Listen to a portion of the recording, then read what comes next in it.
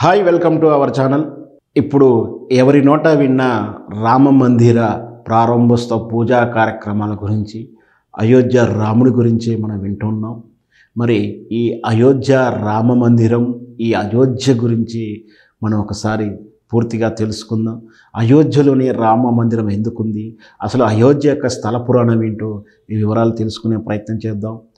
అయోధ్య ఇది ఉత్తరప్రదేశ్లో ఉన్నటువంటి ఫైజాబాద్ జిల్లాలో ఉన్నటువంటి నగరం అయోధ్య. ఈ అయోధ్యలోనే రాముడు పుట్టాడు. ఈ అయోధ్య నగరానికే రాముడు రాజుగా వెలసిల్లాడు, పరిపాలించాడని చెప్పి మనందరికీ కూడా తెలుసు.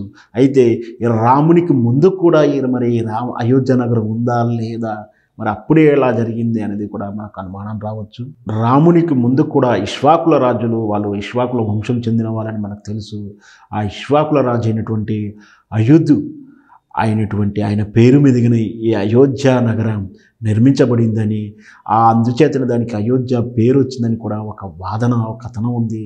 దాంతోపాటు అంతకు ముందు కూడా ఇది బుద్ధుని కాలంలో కూడా బుద్ధుడు కూడా ఇక్కడికి వచ్చి వెళ్ళాడని, పాలీ భాషలో బుద్ధుడు అంటే బుద్ధుడి కాలంలో దేవనాగరి లిపి ఉండేది. పాలీ భాషలో కూడా దీన్ని అయోధ్య అని పిలిచేవారని, అంటే దాని అర్థం కూడా అయోధ్య అనే అర్థమని, అంటే ఇక్కడ చారిత్రక ఆధారం చూసినా కూడా అయోధ్య నగరం ఎప్పటి నుంచో ఉందని, లేదా స్థల పురాణాల ప్రకారం చూస్తుంటే అధర్వణ వేదన కూడా ఈ అయోధ్య నగరం గురించి వర్ణించబడింది. ఇది స్థల పురాణ ప్రకారం ధర్మశాస్త్రకర్త అయినటువంటి మనువు చేత ఈ నగరం నిర్మించబడిందంటూ కూడా పురాణాలు చెప్తున్నాయి. దాంతోపాటు అసలు అయోధ్య అంటే సంస్కృత పదం.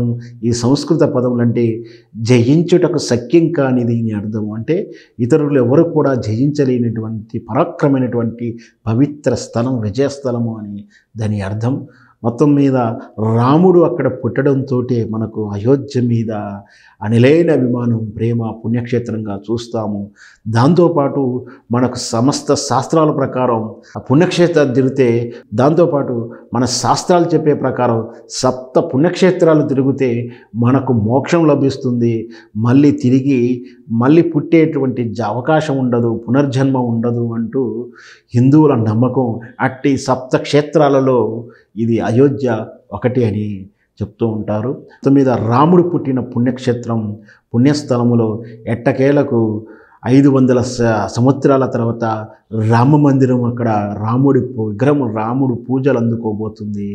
అది కూడా రేపు జనవరి 22వ తారీఖు నుంచి మనం రామ మందిరం ప్రారంభమవుతుంది. 24వ తారీఖు నుంచి ప్రజల దర్శనార్థం అనుమతులు ఇస్తారు. ఈ పవిత్రమైన ఘట్టంలో మనం ఉండడం మన అదృష్టం. జై శ్రీరామ్.